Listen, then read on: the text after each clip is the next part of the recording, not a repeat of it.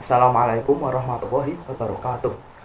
Perkenalkan, nama saya Azharul Alfi Hasani dari Biologi Rombel 2 NIM 441141808. Di video ini saya akan mensimulasikan mengenai praktikum genetika, yaitu pengujian kesetimbangan Hardy-Weinberg, yang dimana tujuan dari praktikum kali ini adalah satu, untuk mempelajari dan memahami mengenai hukum kesetimbangan Hardy-Weinberg. Kemudian yang kedua, untuk menguji kesetimbangan Hardy-Weinberg dengan menghitung frekuensi alel dan frekuensi genotip.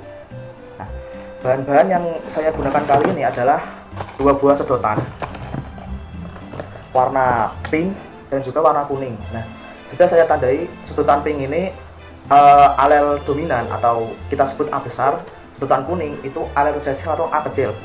Di sini saya menggunakan perbandingan 4:1, yang dimana yang alel dominan itu berjumlah 40, sedangkan yang alel resesif berjumlah 10. Di sini sudah saya bagi sesuai dengan kelaminnya, jantan dan betina. Untuk cara kerjanya sendiri sama seperti pada praktikum itu monohibrid atau dihibrid. Cuma perbedaannya, kalau pada praktikum kali ini setelah diketahui genotipnya seperti ini, kita kembalikan lagi. Tujuannya apa? Karena agar frekuensinya tetap seperti itu. Untuk proses pengambilan genotipnya saya akan lakukan sampai 100. Jadi kemungkinan untuk prosesnya saya tidak perlihatkan secara keseluruhan karena takut durasinya terlalu panjang. Namun saya akan perlihatkan, tetap diperlihatkan namun tidak secara.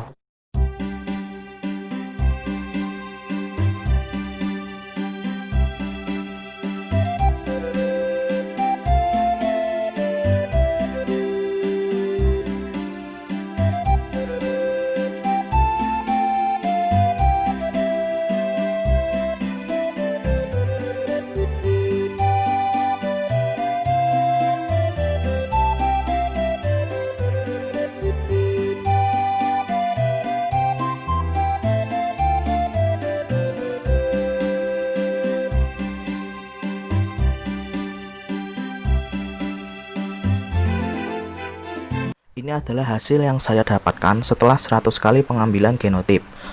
Untuk yang frekuensi alel dominan didapatkan 0,79, sedangkan untuk yang resesif didapat 0,21. Jika ditambah 0,79 ditambah 0,21 sama dengan 1. Hal ini sama dengan rumus dari hukum kesetimbangan Hardy-Weinberg, yaitu P plus Q sama dengan 1. Kemudian untuk yang frekuensi dominan homozigot didapatkan 0,63, heterozigot 0,32, sedangkan untuk yang homozigot resesif itu 0,05. Dan ini adalah hasil uji chi-square pada perbandingan genotip. Hasil dari X kuadrat yaitu 80,24. Di sini hasil X kuadrat lebih besar dari X kuadrat tabel yaitu 5,99. Jadi H0 ditolak dan H1 diterima, yang artinya terjadi penyimpangan terhadap hukum kesetimbangan Hardy-Weinberg. Dan ini untuk yang alel, hasil X kuadratnya adalah 0,3364. Di sini hasil X kuadratnya lebih kecil dari X kuadrat tabel yaitu 3,84. Jadi H0 diterima, H1 ditolak, yang artinya tidak terjadi penyimpangan frekuensi alel dalam kesetimbangan hukum Hardy-Weinberg. Berdasarkan hasil yang sudah ditampilkan, kita dapat menarik kesimpulan pada simulasi praktikum kali ini. Kesimpulan yang pertama adalah hukum kesetimbangan Hardy-Weinberg mengatakan alel dominan dan alel resesif pada suatu generasi akan sama pada generasi setelahnya, tetapi dalam keadaan populasi yang seimbang. Populasi seimbang menurut prinsip hukum kesetimbangan Hardy-Weinberg adalah populasi tersebut harus berskala besar dan tetap terjadi perkawinan secara acak, tidak terjadi mutasi, tidak terjadi migrasi, tidak terjadi genetic drift, dan tidak terjadi seleksi alam. Untuk kesimpulan berikutnya, didapatkan frekuensi alel yaitu untuk alel dominan itu 0,79, alel resesif 0,21. Lalu untuk frekuensi genotip, untuk genotip homozigot dominan itu didapatkan 0,63, heterozigot 0,32, dan homozigot resesif 0,05. Dan untuk yang uji chi-square yang perbandingan genotip didapatkan hasil X kuadrat 80,24. Nah, di sini hasil X kuadrat lebih besar dari hasil X kuadrat tabel. Hasil X kuadrat tabel itu kan nilainya 5,99. Nah, ini lebih besar hasil X kuadratnya. Jadi H0-nya ditolak, H1-nya diterima, yang artinya terjadi penyimpangan terhadap hukum kesetimbangan Hardy-Weinberg.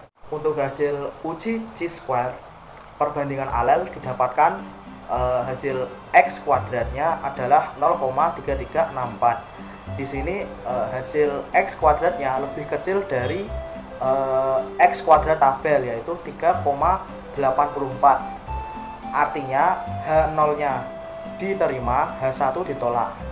Itu berarti tidak terjadi penyimpangan terhadap hukum kesetimbangan Hardy-Weinberg. Untuk X kuadrat tabelnya itu sudah ada ketentuannya ya, bisa dicari di buku Diktat Genetika halaman 6. Sekian dari simulasi praktikum kali ini. Apabila ada salah kata, saya mohon maaf. Assalamualaikum warahmatullahi wabarakatuh.